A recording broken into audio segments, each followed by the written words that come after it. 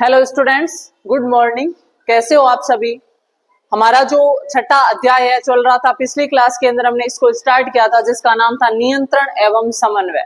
और पिछली क्लास के अंदर मैंने आपको बताया था कि नियंत्रण और समन्वय यानी पूरे शरीर का कंट्रोल करने वाला जो तंत्र है वो तंत्रिका तंत्र है। और मेनली इसके अंदर क्या आता है, मस्तिष्क आता है। मस्तिष्क यानी हमारा ब्रेन, दिमाग एक सॉफ्ट मांस का टुकड़ा होता है जिसकी रक्षा करने के लिए उस पर एक हड्डी पाई जाती है जिसे कपालीय या क्रेनियम हड्डी कहा जाता है, जो उस मस्तिष्क की बाहरी चोट से क्या करती है, रक्षा करती है। देखिए हमारा जो मस्तिष्क है वो बहुत इंपॉर्टेंट पार्ट है शरीर का, पूरे शरीर को कंट्रोल करने वाला भाग है। अगर मस्तिष्क काम करना बंद कर दिया व्यक्ति जिंदा लाश की तरह बन जाएगा। आपने देखा होगा अगर कोई कोमा में चला जाता है मतलब उसके सोचने समझने की क्षमता, शरीर का कंट्रोल बंद, तो वो एक जिंदा लाश की तरह रहता है। ठीक है, तो मस्तिष्क शरीर का मुख्य पार्ट है, इसकी रक्षा करना बहुत जरूरी है। और सबसे इंपॉर्टेंट पिछली क्लास के अंदर मैंने बताया था मस्तिष्क की मुख्य जो कोशिका होती है वो तंत्रिका कोशिका या न्यूरॉन होती है। एक इंपॉर्टेंट पॉइंट है कि उस कोशिका में विभाजन की क्षमता नहीं होती है। मानव शरीर की वो सबसे लंबी कोशिका होती है तंत्रिका कोशिका या न्यूरॉन, जो हमारे मस्तिष्क की सूचनाओं को आगे ले जाने का काम करती है, मस्तिष्क की काम को करती है।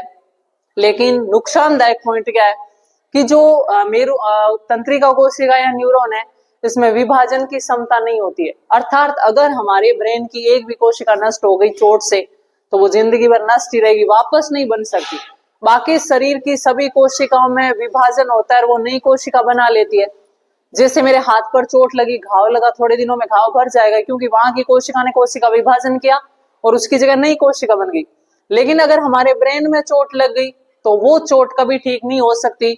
जैसे हमारे मस्तिष्क में 100 कोशिका है, चोट लगी, 2 कोशिका नष्ट होगी तो वो जिंदगी भर 98 कोशिका रहेगी, 2 कोशिका वापस कभी नहीं बन सकती।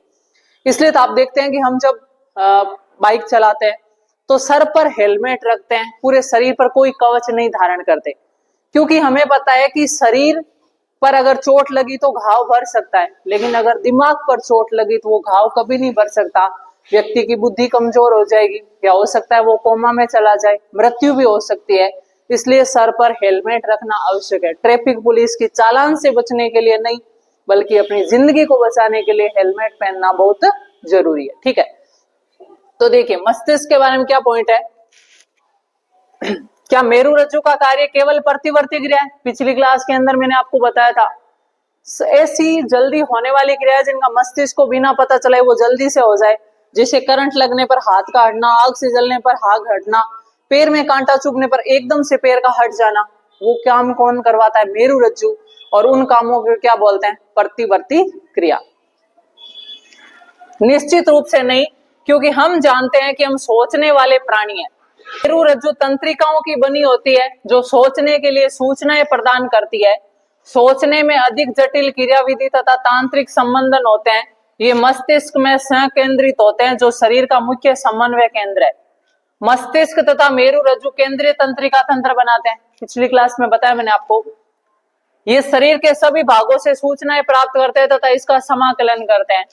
हम अपनी क्रियाओं के बारे में भी सोचते हैं। लिखना, बात करना, एक कुर्सी घुमाना, किसी कार्यक्रम के समाप्त होने पर ताली बजाना इत्यादि ऐच्छिक क्रियाओं के उदाहरण है। ऐच्छिक क्रिया मतलब जो हमारी इच्छा से होती है। देखिए एक तो होती है ऐच्छिक, एक होती है अनैच्छिक। जैसे मैं बोलना चाह रही हूँ, ऐच्छिक क्रिया। मैं ताली बजाना चाह रही हूँ, ऐच्छिक क्रिया। मैं हाथ पैर हिला पा रही हूँ, ऐच्छिक क्रिया। लेकिन मेरी बीपी को क्या मैं कंट्रोल कर पाऊंगी? नहीं, अनैच्छिक क्रिया। मेरे श्वसन दर को मैं कंट्रोल कर पाऊंगी? नहीं, अनैच्छिक क्रिया। मेरे पाचन को मैं कंट्रोल कर पाऊंगी? नहीं, अनैच्छिक क्रिया। तो शरीर के वो कार्य जो हमारी इच्छा से हो रहे हैं, चलना फिरना, सोचना, देखना, ऐच्छिक क्रिया। जो हमारे कंट्रोल में नहीं होते हैं वो अनैच्छिक क्रिया। ऐच्छिक क्रियाओं का उदाहरण है जो आगे क्या करना है के निर्णय पर आधारित है। अतः मस्तिष्क को भी पेशियों तक संदेश भेजने होते हैं। यह दूसरा मार्ग है जिसमें तंत्रिका तंत्र पेशियों में संचार भेजता है। केंद्रीय तंत्रिका तंत्र तथा शरीर के अन्य भागों में संचार को परिधीय तंत्रिका तंत्र सुगम प्रदान करता है। पिछली क्लास के अंदर मैंने बताया सोचने वाला तंत्र केंद्रीय तंत्रिका तंत्र, मस्तिष्क और मेरु रज्जु, और उन सूचनाओं को, विचारों को आगे भेजने वाले जो तार है वो तार क्या है? परिधीय तंत्रिका तंत्र। तो देखिए मस्तिष्क से निकलने वाली कपाल तंत्रिकाओं तथा मेरु रज्जु से निकलने वाली मेरु तंत्रिकाओं से बना होता है क्या? परिधीय तंत्रिका तंत्र।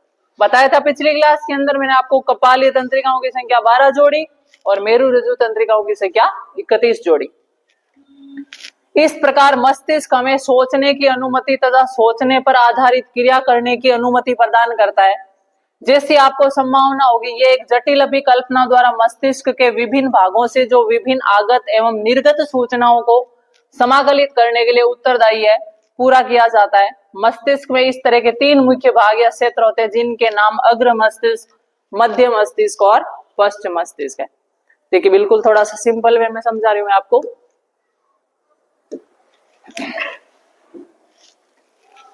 जैसे ये हमारा मस्तिष्क है, ये क्या है? मस्तिष्क। इसके 3 भाग है, अग्र मस्तिष्क, मध्य मस्तिष्क और पश्च मस्तिष्क। ये है अग्र मस्तिष्क, ये है मध्य मस्तिष्क और ये है पश्च मस्तिष्क। ये पूरा हमारा क्या है? मस्तिष्क या ब्रेन। मस्तिष्क के ऊपर 3 प्रकार की झिल्लियां पाई जाती है। सबसे जो पास वाली होती है इसे बोलेंगे पाया मेटर,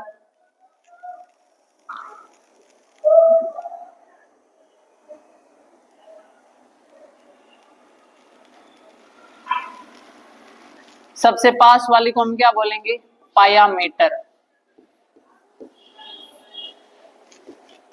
उसके बाद एक झिल्ली होगी जिसका नाम होगा एरेक्नोइड। क्या नाम होगा? एरेक्नोइड।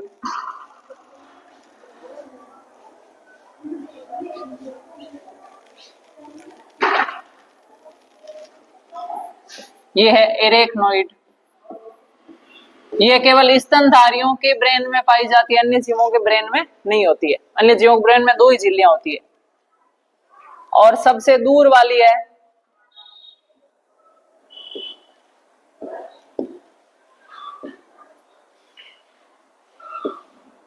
वो है ड्यूरामेटर। क्या नाम है? ड्यूरामेटर। अगर इन झिल्लियों में सूजन आ जाए, कब आ जाए? वायरस का इन्फेक्शन होने पर इन झिल्लियों में सूजन आ जाती है, जिससे सर दर्द होता है, जिसे मेनिंजाइटिस कहा जाता है। सबसे दूर वाली का नाम क्या है? ड्यूरामेटर। और इन सब के ऊपर क्या होगी? जो हड्डी होगी उसका नाम क्या है? कपाल। इसका नाम क्या है? कपाल हड्डी। मस्तिष्क के ऊपर पाई जाने वाली हड्डी क्या कहलाती है? कपाल। मस्तिष्क 3 भागों से मिलकर बना होता है, अग्र मस्तिष्क, मध्य मस्तिष्क और पश्च मस्तिष्क। मस्तिष्क के ऊपर 3 प्रकार की झिल्लियां होती है, सबसे पास वाली पाया मेटर, बीच वाली एरेक्नोइड, सबसे दूर वाली ड्यूरामेटर। ठीक है। अगर मेनिंजाइटिस रोग होता है, उसमें इन झिल्लियों में इन्फेक्शन हो जाता है वायरस का, मेनिंजाइटिस वायरस का इन्फेक्शन हो जाता है, जिससे सर दर्द होने लगता है, उसे क्या बोलेंगे? मेनिंजाइटिस रोग। ठीक है। और जो मजबूत हड्डी होती है, ब्रेन की रक्षा करती है, वो कौन सी है? कपाल।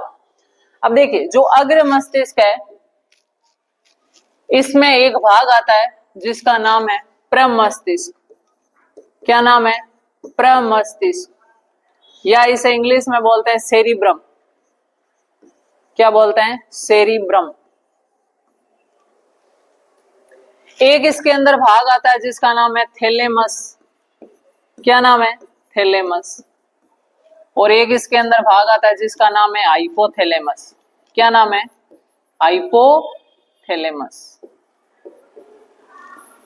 जो ब्रेन का सबसे इंपॉर्टेंट पार्ट है वो क्या होता है? प्रमस्तिष्क। यानी इसे बुद्धि और चतुराई का केंद्र कहा जाता है। क्या कहा जाता है? बुद्धि व चतुराई का केंद्र। किसे बोलेंगे? प्रमस्तिष्क को, जो किसका भाग है? अग्र मस्तिष्क का। ब्रेन का ये भाग जितना ज्यादा बड़ा होगा, व्यक्ति उतना ही ज्यादा इंटेलिजेंट होगा। ठीक है। उसके बाद आता है थैलेमस। अगर आपको किसी चीज से दर्द का एहसास हो रहा है, गर्म का एहसास हो रहा है, ठंडे का एहसास हो रहा है, तो उसका कंट्रोल कौन करता है? थैलेमस। यानी दर्द, ठंडा, गर्म, टच का एहसास कराने वाला भाग कौन सा है? थैलेमस। आपके किसी के प्रति प्रेम है, किसी से आपको नफरत है, आपकी जैसी भी भावना है, आपका जैसा भी व्यवहार है, उसका कंट्रोल कौन करता है? हाइपोथैलेमस। आपके शरीर का टेम्परेचर हमेशा 37 डिग्री सेंटीग्रेड रहता है, उस तापमान का कंट्रोल, नियमन कौन करता है? हाइपोथैलेमस। शरीर में जितनी भी अंतःस्रावी ग्रंथियां हैं, उनका कंट्रोल कौन करता है? हाइपोथैलेमस। शरीर की अंतःस्रावी ग्रंथियों का कंट्रोल करती है पीयूष ग्रंथि, जिसे मास्टर ग्रंथि कहते हैं, और पीयूष ग्रंथि का कंट्रोल करता है हाइपोथैलेमस, इसलिए हाइपोथैलेमस को क्या कहा जाता है? हेडमास्टर ग्रंथि। तीनों इंपॉर्टेंट है। मस्तिष्क का अग्र मस्तिष्क वाला भाग है, इसके 3 भाग है, प्रमस्तिष्क, थैलेमस और हाइपोथैलेमस। जिस व्यक्ति का प्रमस्तिष्क जितना ज्यादा बड़ा होगा, वो उतना ही ज्यादा इंटेलिजेंट होगा, इसलिए इसको क्या कहा जाता है? बुद्धि और चतुराई का केंद्र। आपको किसी चीज की टच का एहसास हो रहा है, आपको किसी ने स्पर्श किया, दर्द हो रहा है, ठंडा, गर्म, सबका एहसास हो रहा है, जो जो त्वचा महसूस कर रही है, उसका कंट्रोल करने वाला, एहसास कराने वाला मस्तिष्क का भाग कौन सा है? थैलेमस, जो किसका पार्ट है? अग्र मस्तिष्क का। तीसरा है हाइपोथैलेमस, सबसे इंपॉर्टेंट, आपके व्यवहार को कंट्रोल करता है। आपका किसी के प्रति प्रेम है, किसी के प्रति गुस्सा है, कैसा नजरिया रखते हो आप, हाइपोथैलेमस कंट्रोल करेगा।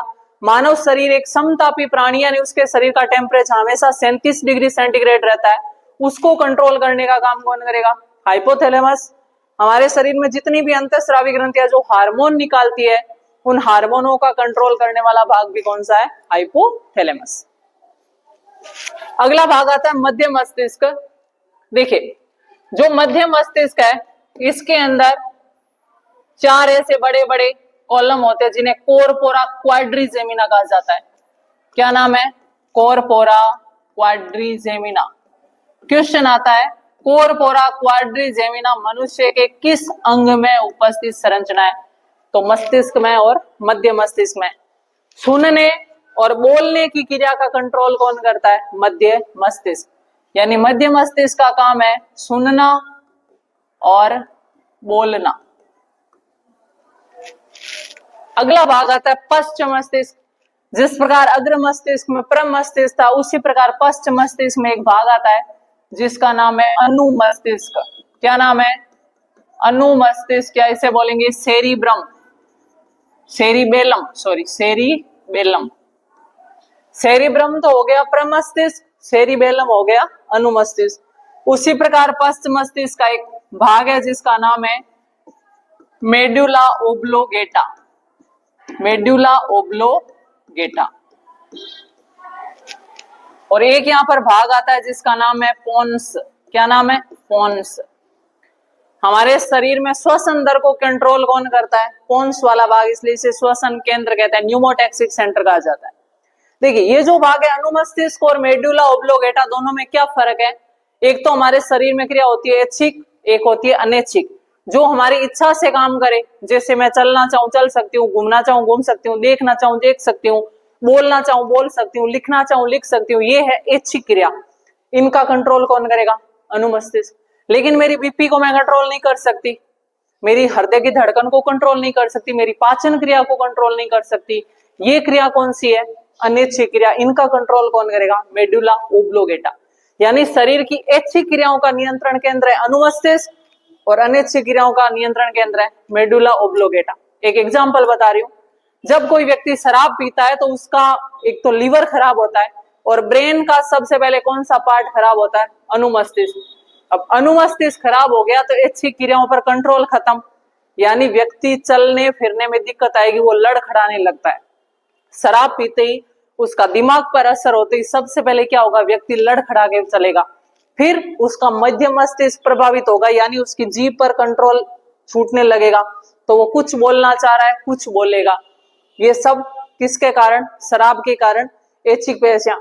दूसरा उदाहरण है, आपको वोमिटिंग हो रही है, आप उसको कंट्रोल कर सकते हो क्या? नहीं कर सकते, क्योंकि नियंत्रण कौन कर रहा है? Medulla oblongata.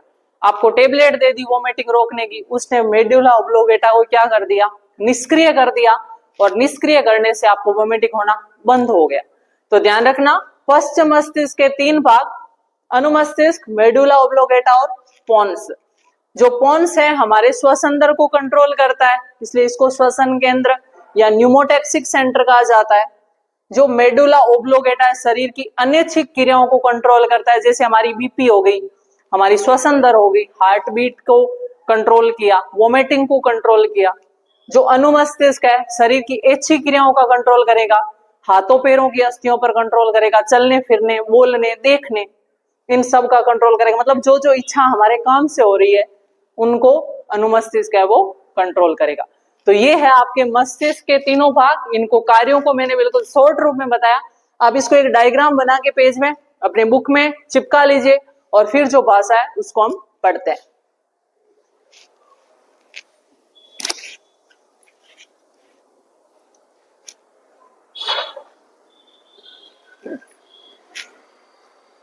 तो देखिए स्टूडेंट्स, अब हम मस्तिष्क को बुक की भाषा में पढ़ते हैं।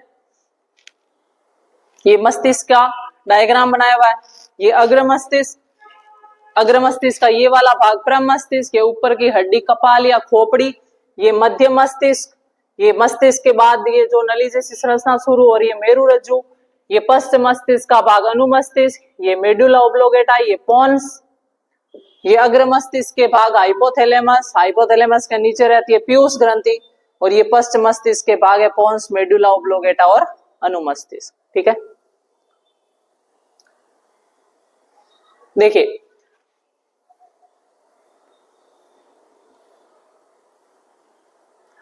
मस्तिष्क का मुख्य सोचने वाला भाग अग्र मस्तिष्क है। इसमें विभिन्न ग्राही से संवेदी आवेग प्राप्त करने के लिए क्षेत्र होते हैं। अग्र मस्तिष्क के अलग अलग क्षेत्र सुनने, सूंघने, देखने आदि के लिए विशिष्टीकृत है। इसमें साहचर्य के क्षेत्र पृथक होते हैं, जहाँ इन संवेदी सूचनाओं, अन्य ग्राही से प्राप्त सूचनाओं और पहले से मस्तिष्क में एकत्रित सूचनाओं का अर्थ लगाया जाता है। उस यानी सारी सूचनाओं को मिलाकर उसका जो निष्कर्ष निकाला जाता है उस क्षेत्र को हम क्या बोलेंगे, साहचर्य के क्षेत्र। इन सब पर आधारित एक निर्णय लिया जाता है कि अनुक्रिया या सूचनाएं प्रेरक क्षेत्र तक कैसे पहुंचाई जाए, जो ऐच्छिक पेशी की गति को जैसे हमारी टांग की पेशियां नियंत्रित करती है। हालांकि प्रकृति में कुछ संवेदन देखने और सुनने से अधिक जटिल है। जैसे हमें कैसे पता लगता है कि हम पर्याप्त भोजन खा चुके हैं, हमारा पेट पूरा भरा है, ये जानने के लिए एक भूख से संबंधित केंद्र है जो अग्र मस्तिष्क में एक अलग भाग है। मानव मस्तिष्क के नामांकित चित्र का अध्ययन कीजिए। हम देख चुके हैं कि विभिन्न भागों के विशिष्ट कार्य है। अपने अध्यापक से परामर्श करके प्रत्येक भाग के कार्य का पता लगे। अभी जो मैंने आपको बताया वो डायग्राम में बना के आपको पूरा लिखना है। आइए प्रतिवर्ष शब्द का दूसरा उपयोग भी देखते हैं। जैसा कि हमने प्रारंभ में चर्चा की थी कि जब हम किसी ऐसे खाद्य पदार्थ को देखते हैं जिसे हम पसंद करते हैं तो अनायास ही हमारे मुंह से पानी आ जाता है। हृदय स्पंदन के बारे में भी हमने भी सोचे तब भी ये होगा, क्योंकि अनैच्छिक क्रिया शरीर करेगा अपने आप। वास्तव में इनके बारे में सोचकर या चाहकर भी आसानी से हम इन क्रियाओं पर नियंत्रण नहीं कर सकते हैं। क्या हमें सांस लेने के लिए या भोजन पचाने के लिए सोचना या याद करना पड़ता है? अतः सामान्य प्रतिवर्ती क्रिया जैसे पुतली के आकार में परिवर्तन तथा कोई सोची क्रिया जैसे कुर्सी खिसकाना के मध्य एक और एक पेशी गति का सेट है जिस पर हमारे सोचने का कोई नियंत्रण नहीं है। इन अनैच्छिक क्रियाओं में से कई मध्य मस्तिष्क तथा पश्च मस्तिष्क से नियंत्रित होती है। ये सभी अनैच्छिक क्रियाएं जैसे रक्तदाब यानी बीपी, ब्लड प्रेशर, लार आना तथा वमन यानी उल्टी होना पश्च मस्तिष्क में स्थित मेडुला द्वारा नियंत्रित होती है। कुछ क्रियाओं जैसे सीधी रेखा में चलना, साइकिल चलाना, पेंसिल उठाना पर विचार कीजिए। ये पश्च मस्तिष्क में स्थित भाग अनुमस्तिष्क द्वारा ही संभव है, क्योंकि ये क्या है, ऐच्छिक क्रिया।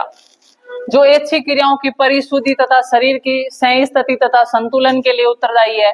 कल्पना कीजिए कि यदि हम इनके बारे में नहीं सोच रहे और ये सभी घटनाएं काम करना बंद कर दे तो क्या होगा, व्यक्ति कोमा में चला जाता है।